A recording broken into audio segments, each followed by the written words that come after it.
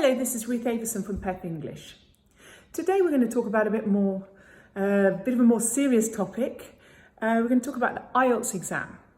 Now, lots of people come to Pep English to do the IELTS exam, and often they don't have much time because a lot of people do the IELTS exam to get into a university or to go and work in an English-speaking country, and often they have quite a short deadline. So it's important to think about certain things when studying for the IELTS.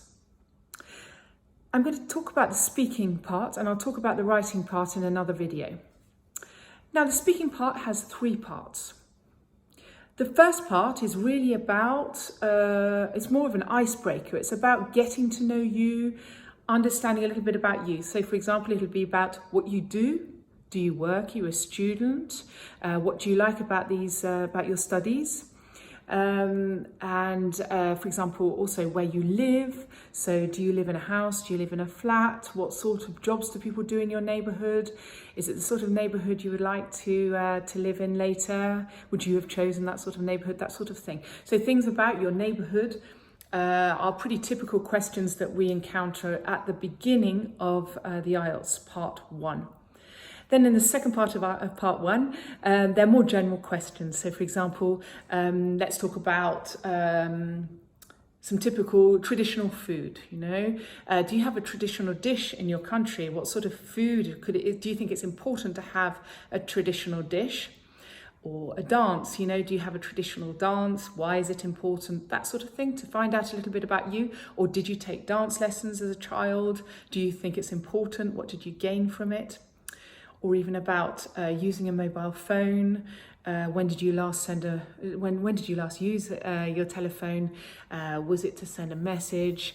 Do you use it more for sending messages, emails, organisation, or for social media, etc.? So no general topics. You'll have one or two of those sort of topics.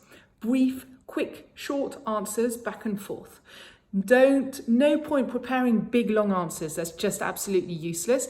In this part, it's really just an icebreaker to get to know a little bit about you and for you to speak a little bit about yourself.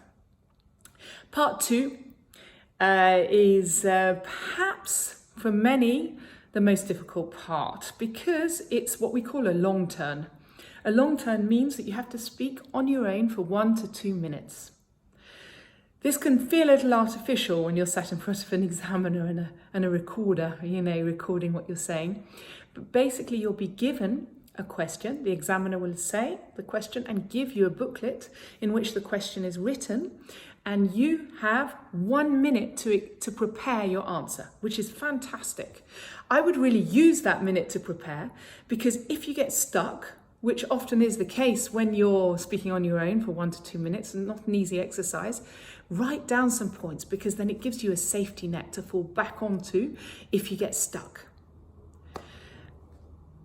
The questions will be often about experience, about things that places you've been, things you've seen, a book you've read, a film that you watched, a great market that you went to, or a person that's influenced you. So, for example, maybe somebody who's done a lot for charity or a family member, somebody who's had an impact on your life. You have to explain that for 1 to 2 minutes. Now, the question I'm often asked is, what do I do if I get stuck and I don't know what to say after, let's say, a minute? Well, you do have to speak for a minimum of 1.5 minutes. That's really important. If you don't, the examiner will let you know that you have to continue. So, keep speaking. They won't say anything, but they'll show you that you need to keep speaking. Timing is very important in the IELTS because everybody has to be given the same chance. So you can't just stop before or go on and on and on. Timing is absolutely important.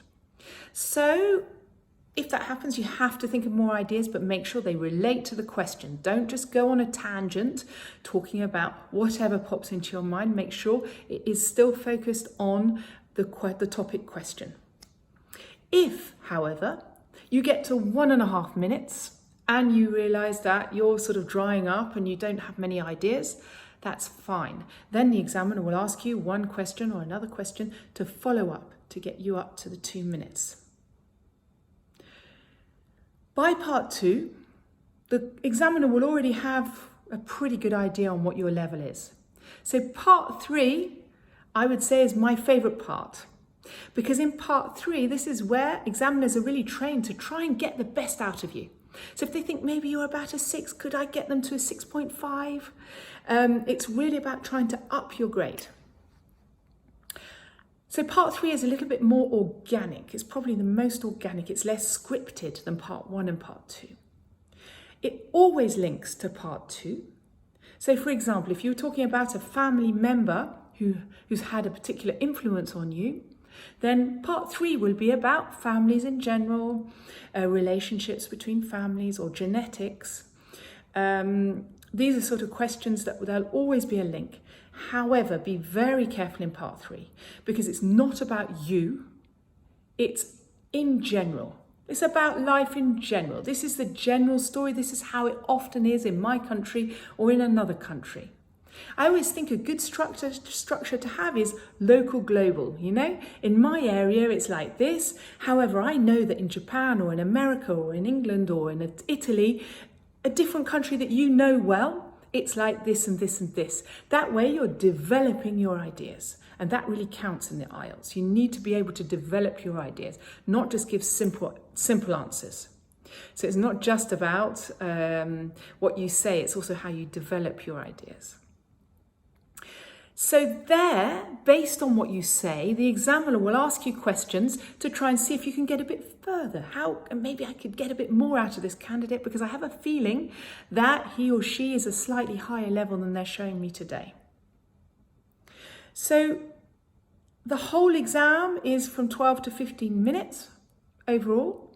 You'll be in front of an examiner and the exam is recorded basically. The examiner will examine you and then a second examiner will listen to the recording and give you a mark as well. And if it's not the same, then a third examiner will check to see why and who, to give a sort of fair answer to make sure why these two examiners have got different answers. So it's really very thoroughly checked. I think the IELTS exam is really well researched and well put together.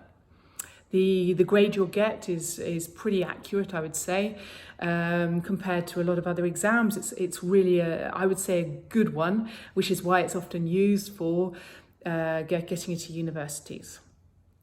So I hope this has helped. If you have any questions at all regarding the IELTS exam, I'd be happy to answer you. And at Pep English, we do lots of different IELTS classes in Geneva, Lausanne, Verrières and Vessy. Thank you. Bye-bye.